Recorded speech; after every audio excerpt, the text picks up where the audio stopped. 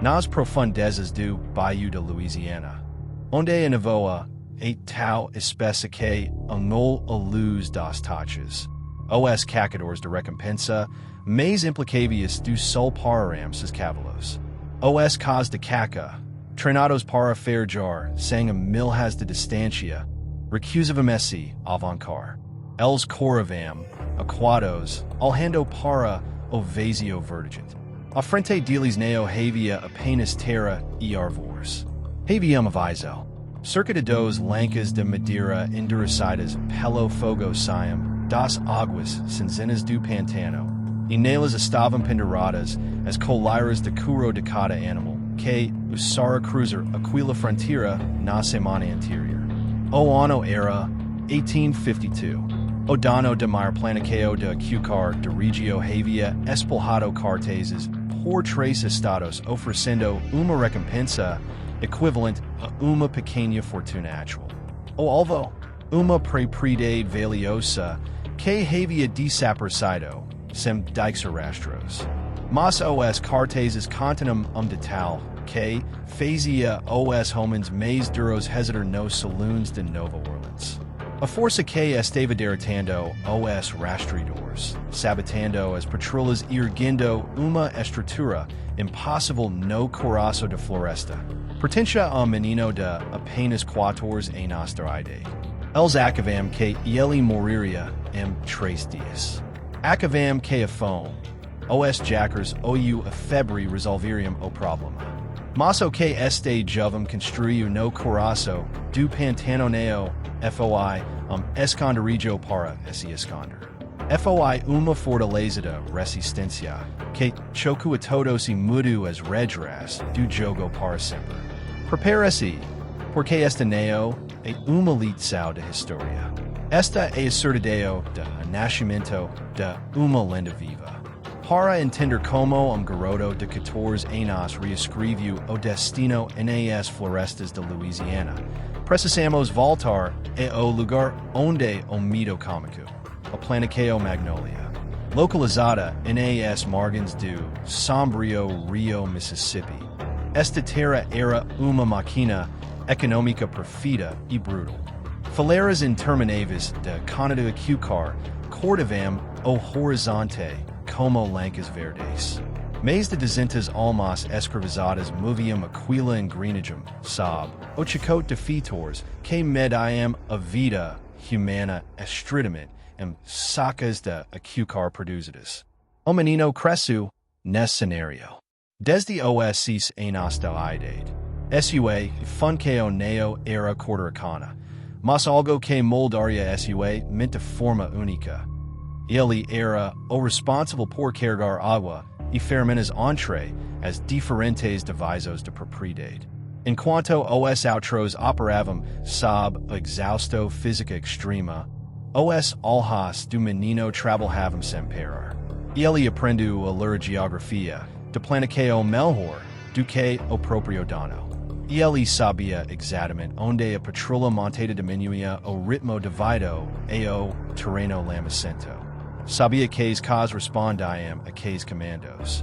E, mais importante, compreendia o comportamento da floresta densa que cercava os limites de propriedade, lugar que os homens brancos chamavam de o Inferno Verde. Mas que ele vai como manto partido esperando para ser decifrado. Sua vida era uma coreografia diária de sobrevivência silenciosa. Ele não falava desnecessariamente. Ele observava a mecânica das coisas. Como as pontes de madeira eram construídas sobre os canes de irrigação. Como as armadilhas de ferro para lobos eram armadas por dos galpos. E como a engenharia simples podia multiplicar a força do homem. Ele era arquiteto sem papel, gravando cada detalhe na memória, esperando pelo momento que engrenagem do destino finalmente quebraria. Toda lenda exige ponto de ruptura, momento que a dor deixa de ser peso e se transforma em uma dorico. Para o menino, esse momento veio uma terça-feira de outubro. Sua mãe, Única pessoa que mantinha sua humanidade viva naquele cativeiro. Dubu no campo após 4 horas de trabalho continuo sob sol implacável. O veredito do fighter foi rápido e desprovido de qualquer impatiência. Elineo era, mas projetiva para a corrida daquela semana. No dia seguinte, sem qualquer aviso, o menino veio ao comboio de comércio de escravos estacionar em frente à Casa Grande. Sua me foi acarinada na traseira de uma carroça, vendida para uma plantação distante no Texas Deep South, lugar de onde ninguém jamais voltava. O menino correu, e ele tentou segurar as rodas de madeira de carroça, implorando com os olhos. Mas foi arremessado, tchau, por golpe seco de chicote que cortou o lateral de seu ombro. E ele não correu alto. A dor física não era nada comparada ao vazio absoluto que esse instalam seu peito enquanto assistia a poeira da estrada, engolir a última conexão que possuía no mundo. O dono de plantação, homem obeso e arrogante que enriquecia as custas de miseria alheia, olhou para o garoto, que no tchau e desfraimento. Levante-se. Você pertence a esta terra. Amanhã você assume o lugar dela no campo de corte. Aquelas palavras celeram o destino de todos naquela região. O tentar esmagar o acerto de uma criança. O sistema havia acabado de criar o seu pior pesadelo. O menino percebeu, com total clareza, que a sobrevivência dentro daquela cerca era uma derrota lenta. A única vitória possível estava além das árvores. Naquela mesma noite, enquanto a chuva martelava o teto de palha de senzala e os trovos camuflavam qualquer ruído terrestre, o menino tomou a decisão que mudaria tudo. E ele não esperou a maioridade. E ele não buscou a aproveito de ninguém. E ele simplesmente se levanta de seu colcho de palha, com os músculos protestando e o corte no ombro ainda ardendo pela linfa e pelo sangue passado. E ele sabia que o fighter de guarda estaria abrigado de tempestade na guarida leste, bebendo whisky barato para espantar o frio. Era a janela perfeita, com movimentos calculados, e ele deslizou pela fresta de porta de madeira. Mas ele não correu imediatamente para a floresta como a maioria dos fugitivos desesperados fazia.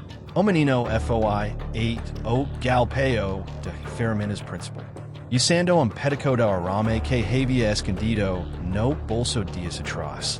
E ele forcou o queidado rústico com preciso de chaveiro veterano. E ele não levou comida. A comida estragaria na água. E ele levou o que chamava de sementes de liberdade. 3 macadenas de ferro, 2 limas para a fire metal, rolo de corda de cânamo e saco caio de pregos longos de ferro fundido. O cruiser o limite de plantação e pisar na lama negra de floresta inundada. O menino sabia que cruzar aquela linha significava que a punição, esse capturado, seria o fim da sua existência. Mas ele não olhou para trás nem por segundo. E ele esse lanco na escuridão do bayou, permitindo que a água fria levasse o cairo de plantação de seu corpo. O menino que obedecia ordens havia morrido naquela senzala. O sobrevivente estava nascendo. As primeiras 48 horas no bayou foram teste de resistência pura. O pantano de Louisiana não perdoa erros. A água subia a cintura, escondendo raízes retorcidas, cobras venenosas conhecidas como boca de algodão e jackers que vigiavam cada perturbação na superfície. Para qualquer pessoa comum, aquele lugar era labirinto mortal. Para o menino, era uma tila em branco. Ele precisava encontrar abrigo imediatamente. Lunge do alkins dos cavalos e dos rastreadores que, com certeza, seriam enviados assim, que o sol nascesse. Ele avanca duas milhas pantano adentro, território considerado intransitável pelos homens da cidade. Ele encontra uma elevação de terra firme, uma pequena ilha cercada por águas profundas e raízes colossais de cypresses antigos. Ali seria o SU.0. SU corpo ardia de febre devido ao corte infeccionado no ombro, massamente permanecia fria. Ele usa a lama negra rica enxofre do pantano para cobrir a ferida. Uma técnica antiga que aprendo observando os curanderos de senzala. A lama isolu o oxigênio e estancua infecção poucas horas. Para esse alimentar, ele neo usa fogo, cuja fumica revelaria sua posicao instantaneamente. Ele observa os pássaros e aprende que frutos silvestres eram seguros. Usando a corda de cânamo e galhos flexíveis de salgueiro, ele construiu pequenas armadilhas de leco ao nível do solo, capturando pequenos roedores e aves aquáticas. Ele limpava a carne crua e a consumia seca ao sol filtrado das copas das árvores. Cada dia que passava sem ser capturado era uma vitória geométrica. Ele estava se adaptando ao ecossistema em uma velocidade que desafiava a lógica. Ele estava deixando de ser visitante na floresta. Ele estava se tornando parte dela. Como a sobrevivência básica garantida, o menino inicia a fase que transformaria sua história de uma simples fuga em uma lenda de engenharia militar. Ele sabia que os caçadores de escravos neo desistiriam facilmente. A plantação magnolia neo podia permitir que o exemplo de garoto de 14 anos bem sucedido na fuga inspirasse os outros. Então, ele usa a floresta como sua principal aliada e arma de defesa. No centro da ilha de terra firme, ele começou a erguer o que as lendas locais chamariam mais tarde a cabana suspensa. Utilizando as três macadenas de ferro que rebara, ele corta troncos de cypress jovem, que são naturalmente resistentes à umidade e ao apodrecimento. Ele neo construiu a estrutura no chão úmido. Ele usa quatro cypress colossais, que cresciam de forma quadrangular como pilares naturais. A 4 metros de altura do solo, ele amarrou e pregou uma plataforma sólida de madeira, criando refúgio totalmente invisível para quem alhasta baixo atrás de folhagem densa. A engenhosidade neo peru por AI. Para proteger o perímetro de sua fortaleza, o menino desenvolveu sistema de engenharia hidráulica reversa. Ele cavou pequenos canais camuflados que desviavam o fluxo de água do pantano para as áreas de acesso de terra firme, transformando trilhas aparentemente seguras em área mavética ilâmico intransitável para cavalos. Ele espalhou esticas de madeira afiadas e endurecidas no fogo logo abaixo de linha de água turva, criando campo minado natural que destruía as botas de qualquer homem ou as patas de qualquer animal que tentasse avancar, sem conhecer o caminho exato. Ele aprendeu a se mover pelas copas das árvores, trancando cipós e cordas de fibras vegetais para saltar de galho em galho sem deixar uma única pegada no chão.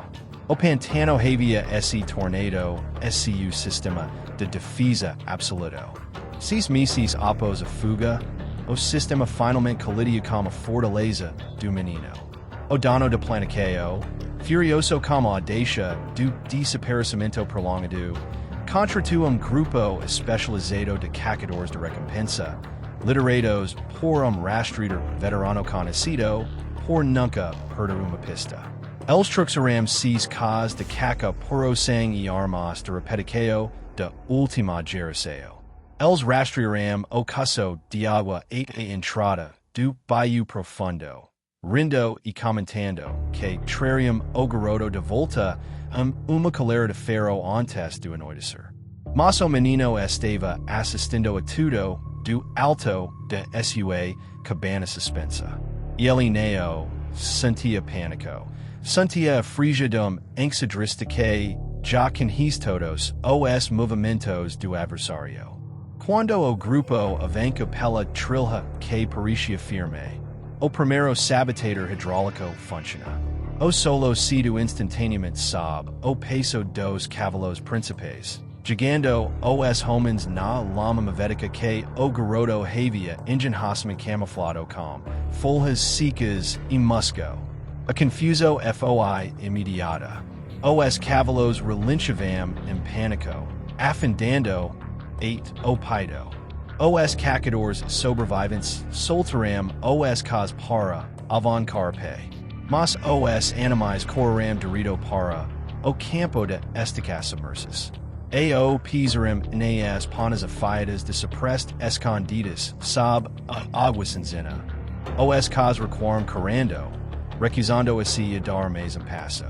O líder dos cacadores olhou para cima, tentando encontrar a origem de zumbido estranho. E tudo o que veio foi uma enorme calmia de vespas terrestres ser derrubada cirurgicamente por uma pedrolancada de estiling mecânico que o garoto havia instalado nas árvores. O pânico foi total. Homens armados, considerados os mais perigosos do estado, corriam em retirada, largando rifles e equipamentos para trás, derrotados neo por exercício, mas pelo plano estratégico de uma mente de 14 anos. O grupo de cacadores voltou para a cidade de mãos vazias, com histórias inacreditáveis sobre escirdo do pantano que controlava a natureza e destruía patrulhas inteiras. O dono do Plantation nunca mais conseguiu recrutar homens dispostos a entrar naquele ciclo do bayou. A recompensa no cartaz envolviço. O papel amarelo e despeto sob as chuvas de Louisiana. Mas ninguém jamais foi receber a dinheirama prometida. O sistema mais poderoso da época havia falhado categoricamente contra a inteligência pura de jovem determinado. A cabana suspensa e a ilha fortificada cresceram.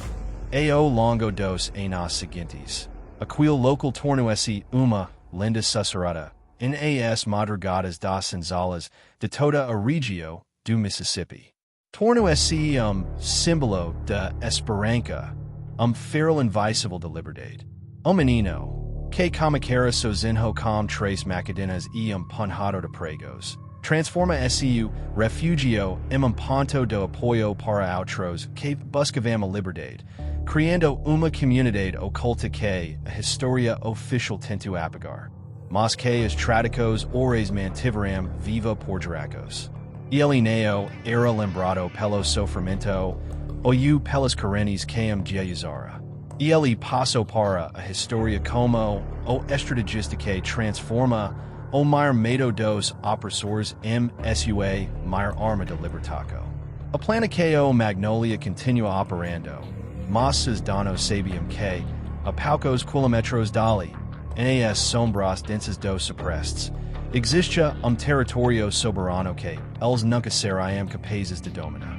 O menino de 14 anos havia esse tornado algo muito maior do que fugitivo. E ele havia esse tornado uma lenda esquecida. Décadas se passaram. A guerra civil reescreveu o país e as velas plantacos de acucar se transformaram em ruínas cobertas de vegetação.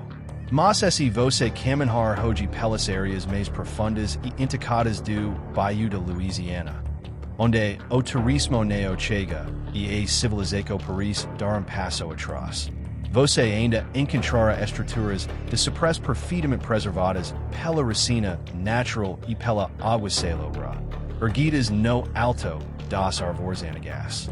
Muitos historiadores académicos alam para esses vestigios, e tentam explicar-los como simples acampamentos de cacatemporários ou formatos naturais incomuns. Eles preferem manter a história nos livros tradicionais, onde os oprimidos são retratados apenas através da ótica de dor e de passividade. Mas as comunidades locais guardam a verdade seus caracos. El sabem o peso real de cada prego de ferro fundado, encontrado, enterrado, naquilas madeiras antigas. Isso nos dice como uma reflexo profunda para o final de nossa jornada. Quantas outras fortalezas invisíveis foram construídas por mentes extraordinárias que a história oficial escolheu esquecer? Quantas lendas de coragem pura continuam sussurrando nas sombras dos pantanos e florestas do mundo, esperando apenas que alguém tenha a coragem de ouvir o chamado? A floresta lembra da verdade. E agora, você também lembra. História os esqueceu. Nós não esqueceremos. Se você sentiu a força dessa resistência, deixe o seu comentário abaixo, inscreva-se no canal Forgotten Legends e compartilhe este vídeo para que a memória deste jovem engenheiro de liberdade nunca mais seja silenciada. E a próxima lenda.